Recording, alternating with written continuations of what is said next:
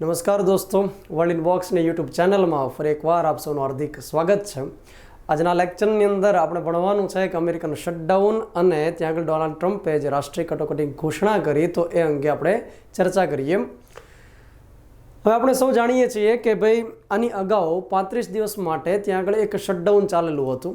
Shutdown એટલે શું થાય તો કે ભાઈ ડોનાલ્ડ ટ્રમ્પે ત્યાંના જે સરકારી કર્મચારીઓ હતા એમને પગાર વગર ઘરે બેઠાડી દીધા કે ભાઈ સરકાર અત્યારે તમને પગાર આપવા માટે સક્ષમ નથી અથવા તો અમારે નાણાંની વધારે જરૂરિયાત છે એટલે અમે તમને પગાર નહીં ચૂકવી શકીએ. અને હદ ક્યાં થઈ ગઈ ભાઈ નાસાના જે કર્મચારીઓ હતા એમને પણ ઘરે બેઠાડી દીધા હતા. અને ત્યાર પછી 15 ફેબ્રુઆરીએ ડોનાલ્ડ ટ્રમ્પે રાષ્ટ્રીય કટોકટીની ઘોષણા કરી દીધી.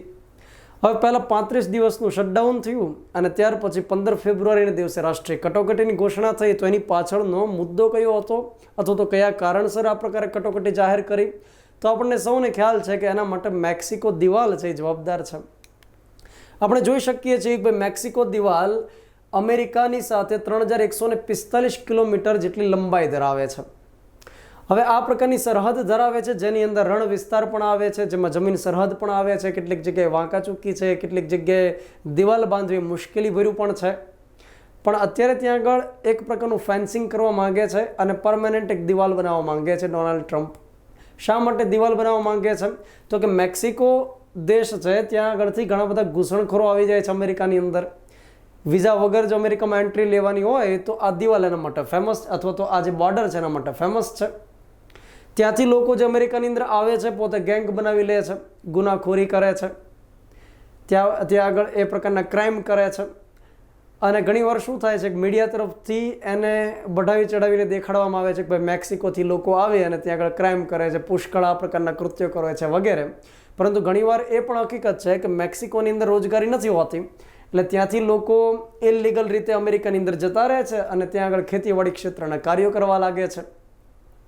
અમેરિકા માટે એક હદ સુધી એ બરાબર પણ છે અને યોગ્ય પણ છે. શા માટે તો કે અમેરિકાની અંદર માની લો કે કોઈ વ્યક્તિને ખેતરે કામે રાખે તો એને $7 દેવા પડતા હોય તો આ લોકો માત્ર $1-2 અંદર કામ કરવા માટે તૈયાર થઈ જતા હોય છે પર ડે. તો એ અમેરિકાની ઇકોનોમીને બૂસ્ટ પણ કરે છે. જો કે એ પણ વાત છે કે અહીંથી લોકો ત્યાં આગળ જે ઇલીગલ માઇગ્રેટ થાય છે એ લોકો ગુનાખોરીની અંદર પણ સંડોવાઈ જાય છે. તો ડોનાલ્ડ ટ્રમ્પે 2016ની અંદર રાષ્ટ્રપતિની ચૂંટણી વખતે આ પ્રકારે ચૂંટણી વચનો આપેલા હતા જે રીતે ભારતની અંદર આપવામાં આવે છે એ પ્રકારે ચૂંટણી વચનો આપેલા હતા કે મારી સરકાર બનશે ભાઈઓ બહેનો તો હું ત્યાં આગળ એક દિવાલ બનાવી દઈશ મોટી જબરદસ્ત લાંબી અને આ પ્રકારે જે ઇલીગલ માઇગ્રેશન થતા હોય એનો અટકાવી દઈશ. 2016ની અંદર એ વ્યક્તિ પોતે જીતી જાય છે. કોઈ કલ્પના નહોતી કરી કે હિલેરી ક્લિન્ટનને હરાવી અને વ્યક્તિ પોતે રાષ્ટ્રપતિ બની જશે. રિપબ્લિકન પાર્ટી તરફથી પોતે રાષ્ટ્રપતિ બને છે. 2019 ચાલવા લાગ્યું. 2020ની અંદર ફરીવાર ચૂંટણી આવવાની છે. લોકોને ચૂંટણી વચન આપ્યું હતું તો દિવાલ તો બનાવવી પડે. પહેલાં લોકોએ એને સામે પૂછ્યું હતું કે ભાઈ તમે આવડી મોટી લાંબી 3145 કિલોમીટરની દિવાલ બનાવશો તો ફંડ ક્યાંથી લાવશો? તો ડોનાલ્ડ ટ્રમ્પે કીધું હતું કે હું એ ફંડ મેક્સિકોની સરકાર પાસેથી લઈશ. એટલે લોકો ખુશખુશાલ થઈ ગયા કે એક તો દિવાલ બનશે, ઇલીગલ માઇગ્રેશન અટકશે અને વળી પાછા પૈસા કોઈક ના હશે કે. પરંતુ મેક્સિકો સરકારે ઘસીને ના પાડી દીધી તમારે દિવાલ બનાવી તો બનાવો, અમે પૈસા નહીં દઈએ, બિલકુલ નહીં દઈએ. તો હવે ડોનાલ્ડ ટ્રમ્પની ઉપર દબાણ આવ્યું કે ગમે એમ કરીને દિવાલ તો સાહેબ બનાવવી પડશે, નહીંતર 2020ની અંદર કયા મોટે લોકોની પાસે જશે ચૂંટણી સંબોધવા માટે, કેમ જશે સભાઓ? તો અત્યારે એમણે યુએસ સંસદની પાસેથી, યુએસ કોંગ્રેસની પાસેથી ફંડ માગ્યું. ફંડની જરૂરિયાત હતી $5.7 બિલિયન અને એની સામે ત્યાંની જે કોંગ્રેસ છે જેને આપણે સંસદ કહીએ છીએ તો એમણે મંજૂર કેટલું કર્યું? $1.4 બિલિયન. હવે 5.7ની જરૂરિયાત છે અંદાજિત અને એની જગ્યાએ મળ્યું 1.4. તો એમાંથી દિવાલ તો શું બને? અને એટલા માટે ડોનાલ્ડ ટ્રમ્પે એમને ચેતવણી આપી કે ભાઈ તમે મને પૂરતું ફંડ આપજો, નહીંતર હું શું કરીશ, પહેલાં તો શટડાઉન લાગુ કરાવી દઈશ, સરકારી કર્મચારીઓને ઘરે બેઠાડી દઈશ, સુરક્ષા કર્મચારીઓ એમને કાર્યરત રહેશે, એની સિવાયના જે હશે ઘરે જતા રહેશે.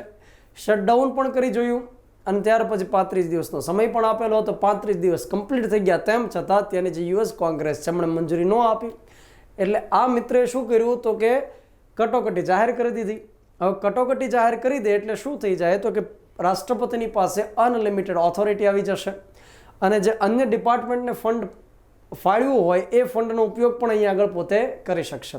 હવે ખરેખર આ પ્રકારની કટોકટી ક્યારે લાદી શકાય તો કે યુદ્ધ જેવી કન્ડિશન હોય અથવા તો વિદેશી આક્રમણ હોય અથવા તો સિક્યોરિટી માટે ફંડની તાતી જરૂરિયાત હોય એવા સમયે આ પ્રકારે કટોકટી લાદી શકાય. પરંતુ અત્યારે શું કર્યું છે કે મેક્સિકો જે દિવાલ છે એને સિક્યોરિટી કન્સર્ન દેખાડી અને કટોકટી જાહેર કરી દીધી. એટલે કે અન્ય કોઈ પણ ડિપાર્ટમેન્ટ હોય, મંત્રાલય હોય, એને જે પૈસા ફાળવેલા હોય એનો પણ ઉપયોગ રાષ્ટ્રપતિ પોતાની ઓથોરિટીએ ક્યાં કરી શકશે?